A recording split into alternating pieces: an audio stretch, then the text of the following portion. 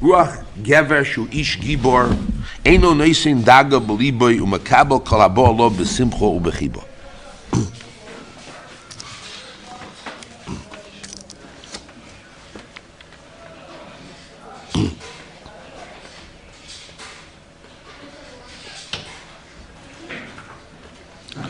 So since he has this internal strength, and you have to have the right attitude towards what's happening, so a person who's in that healthy position in his mind, and he relies upon Hashem,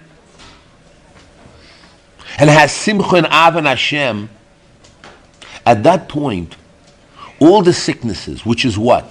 Taiva, kovod, kina, will not affect him. Why? Because he's a healthy person. When does sickness attack a person? When he's weak, tired, fatigued, run down. That's the physical world. And the body, if the body is strong and healthy, has the right vitamins, minerals, sleep, so machla doesn't affect him. Can't attack his body. Because there's no weak spot. A fly cannot come down on a place that's clean. It comes on a dirty spot. Sickness only comes when the body is sick or there's weaknesses, then it can attack. When the body is strong, the body has strength and fights everything, unless it's a special yotzim in that cloud, but don't buy boyfriend clothing.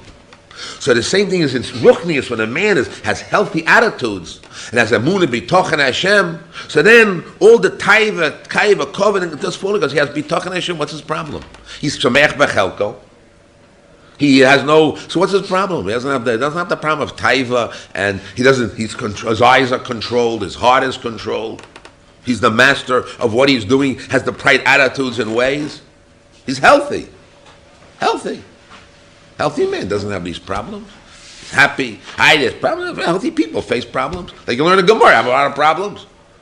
Nobody gets. As my Rosh used to say, nobody gets heart attacks or ulcers from the Gemara's problems. No, somehow, some reason. But you really shouldn't. You should be your problem. But anyway, but the tribe, a man's healthy and he has loads of problems. He attacks the problem like a lamnin with his heart and understanding. He solves it. No problem.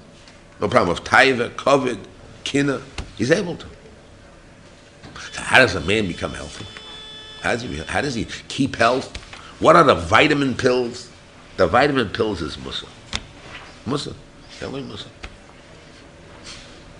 Mussar is the learning of Mussar, Bispilus, and also the implementation in yourself. And the basis of Mussar is really cheshbon hanefesh. To watch yourself. Watch yourself. When you're up and when you're down, and to then inject yourself with certain vitamins, minerals, bitochen, emunah, understanding, to be able to see, to give you the right path. They say in the name of Chofetz Chaim that in business, that if a man doesn't watch his books in 3 months, he can get bankrupt. I don't know if it's true in 3 months. If a man doesn't watch himself, he can get bankrupt. If a man doesn't watch his food, doesn't watch himself, doesn't watch his eyes, doesn't watch his taiva, so then he gets into trouble. So that he has to always be on top of the situation in order to make sure that his health is there. He always has that healthy, positive self. And we believe that the Jewish person is born healthy, is born in a proper way, and we only, like the Rambam says in Hilchos Grushin, that most people, we beat the person up to get rid of his Yetzer Hara, in order that he gets rid of it, that the health of the atzmusis, the eternal essential part of human being as a Jew, will come forth and be able to be there to be in an active, positive way of growth. Naturally, he needs things to have and grow too. You need Torah, you need learning, you need iyun, you need Mussar, you need other things. But basically, we claim that a man, a Jewish person, has the wonderful gifts. But he has to learn to develop that to a higher point, to be creative, to be productive in the world. And Mussar is the thing that's needed. Mussar. So the side I must give every day, again, Mussar. You have to have, maybe before Marav or something. Some other time we have to have 20 minutes of learning Mussar. They can't be without it. They give an example of lightning, barak, lightning. High, it's dark. So just 1 minute, there's a light. A light. So Mussar is like a 1 minute shot of light that you learn. So you see, gets you, those that are nervous, a lot of energy in it, you get nervous, can see a little bit, and maybe they're able to use that energy to change themselves, to grow.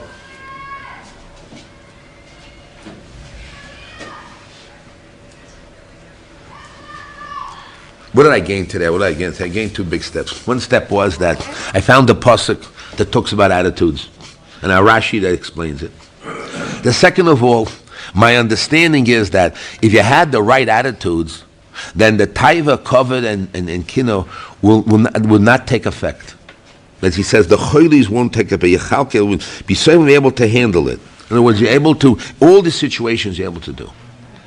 And a healthy body does not, is strong, and all these sick things will disappear.